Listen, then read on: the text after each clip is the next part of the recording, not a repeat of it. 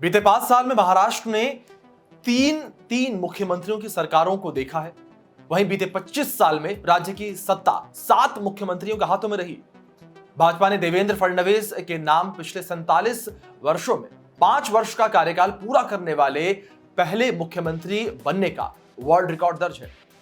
नमस्कार, आप देख रहे हैं इंडिया न्यूज, आपके साथ मैं अभिषेक पांडे।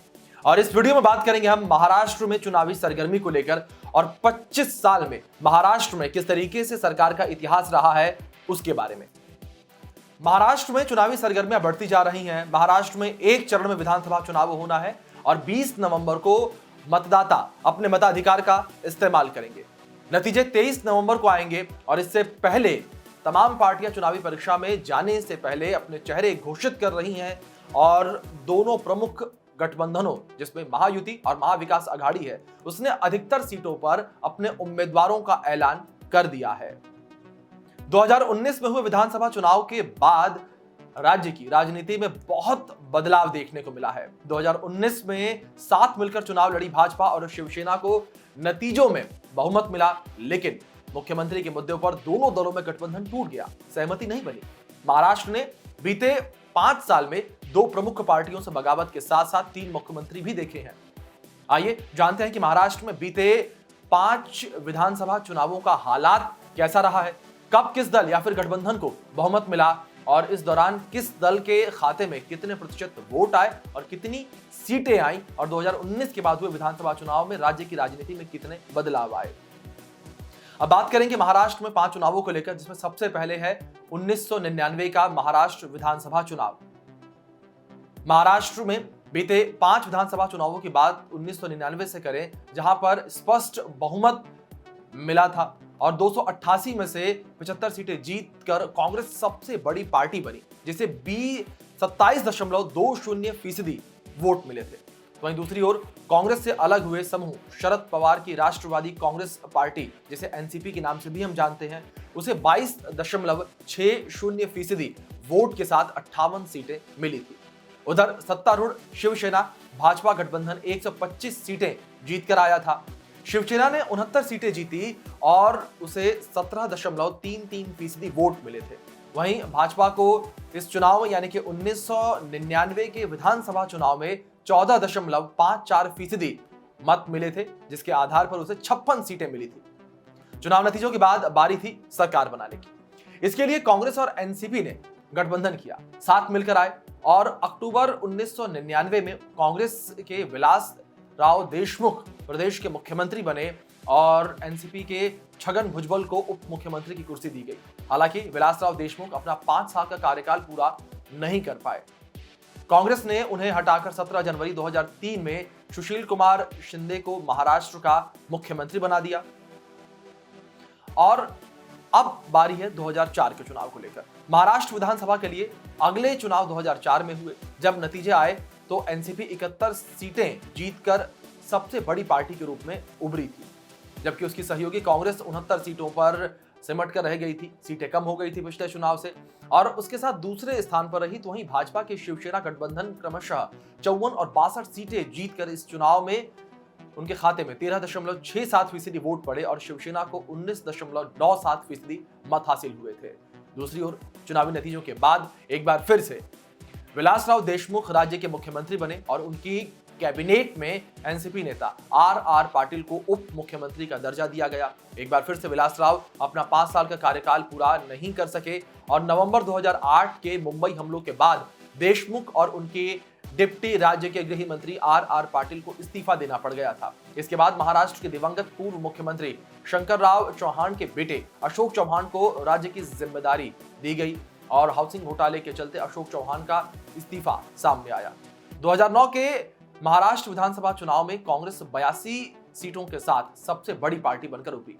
कांग्रेस की सहयोगी एनसीपी 62 सीटों पर दूसरे स्थान पर रही और वहीं भाजपा को 46 सीटें मिली, जबकि उसकी सहयोगी शिवसेना के खाते में 44 सीटें गई थी। इसके अलावा शिवसेना से अलग हुए गुट महाराष्ट्र नवनिर्माण सेना को 13 सीटें मिली थी। चुनाव नतीजों के बाद मौजूदा मुख्यमंत्री अशोक चौहान को ही राज्य की सत्ता मिली। हालांकि एक बार फिर से मुख्यमंत्री का 5 साल का कार्यकाल पूरा नहीं हो सका। आदर्श हाउसिंग घोटाले के चलते अशोक चौहान ने महाराष्ट्र के मुख्यमंत्री पद से इस्तीफा दे दिया। इसके बाद कांग्रेस ने एक टेक्नोक्रेट पृथ्वीराज चौहान को महाराष्ट्र की सत्ता दी थी। वहीं अब बात करेंगे 2014 के चुनाव को लेकर, जहां इसमें भारतीय जनता पार्टी सबसे बड़ी पार्टी बनकर उभरी थी और भाजपा को 27.81% के साथ सबसे ज्यादा 122 सीटें आई। इसके बाद शिवसेना ने 63 सीटें और हासिल की थी और 42 सीटें जीती थी कांग्रेस ने, जो कि तीसरी सबसे बड़ी पार्टी बनकर उभरी थी। दूसरी ओर एनसीपी के खाते में जो है 17.24% वोट आए थे, जिसके साथ उसने 41 सीटें जीती थी। चुनाव नतीजों के बाद भाजपा और शिवसेना साथ मिलकर सरकार बनाने पर सहमत हुए थे और इस सरकार में भाजपा नेता देवेंद्र फडणवीस को राज्य के मुख्यमंत्री की जिम्मेदारी सौंपी गई थी। महाराष्ट्र की सत्ता के शीर्ष में पहुंचते ही देवेंद्र फडणवीस के नाम कई रिकॉर्ड भी जुड़ गए थे। वो 44 वर्ष की आयु में मुख्यमंत्री बने थे, जिससे वो शरद पवार के बाद महाराष्ट्र के इस्तीफे में दूसरे सबसे युवा मुख्यमंत्री बन गए। इसके बाद फडणवीस के नाम पिछले 47 वर्षों में 5 साल का कार्यकाल पूरा करने वाले महाराष्ट्र के पहले मुख्यमंत्री बनने का भी रिकॉर्ड दर्ज हुआ और महाराष्ट्र के इतिहास में केवल वो दूसरे ऐसे मुख्यमंत्री बने जिसने अपना कार्यकाल पूरा किया। राज्य में 2019 के विधानसभा चुनाव में मुख्य मुकाबला 2 प्रमुख गठबंधनों के बीच था। पहला था भाजपा और शिवसेना का गठबंधन, जिसकी उस वक्त सरकार थी, तो वहीं विपक्षी गठबंधन में कांग्रेस और एनसीपी शामिल थे। महाराष्ट्र में 288 सदस्यीय विधानसभा के लिए 21 अक्टूबर 2019 को वोट डाले गए और 24 अक्टूबर 2019 को मतगणना कराई गई थी। जब नतीजे आए तो 288 विधानसभा सीटों में से भाजपा को सबसे ज्यादा 105 सीटें मिली, यानी कि भाजपा ने एक बार फिर से सेंचुरी लगा दी थी सीटों की।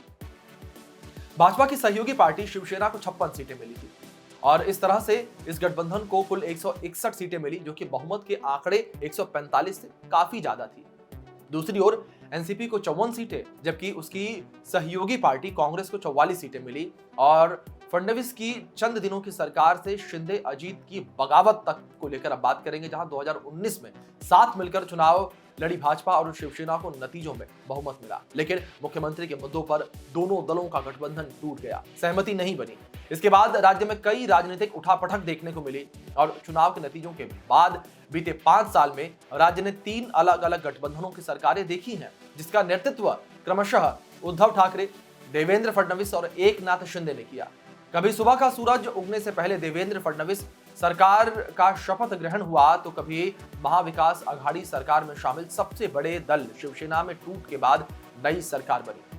कभी शिवसेना में बगावत हुई तो कभी शरद पवार ने एनसीपी में बगावत देखने को मिली। इन 5 सालों में राज्य के सभी प्रमुख दलों ने सत्ता का सुख भोगा है। राज्य में बड़े राजनीतिक दलों की संख्या भी 4 से बढ़कर 6 हो गई। इस 5 साल की उठापटक के बाद पार्टियां फिर से जनता के सामने जा रही हैं, लेकिन 23 नवंबर ही तय करेगा कि जनता की अदालत किसके पक्ष में अपना फैसला सुनाती है। आपको क्या लगता है कि महाराष्ट्र में इस बार के जो चुनाव होंगे, जो उसके नतीजे सामने आएंगे, वो किसके पक्ष में आएंगे और किस तरह से इस चुनाव पर असर पड़ेगा 3-3 बार सरकार बनने का? आप कमेंट करके हमें बताएं। अगर आपको वीडियो पसंद आए तो इसे लाइक करें और वीडियो को शेयर करें।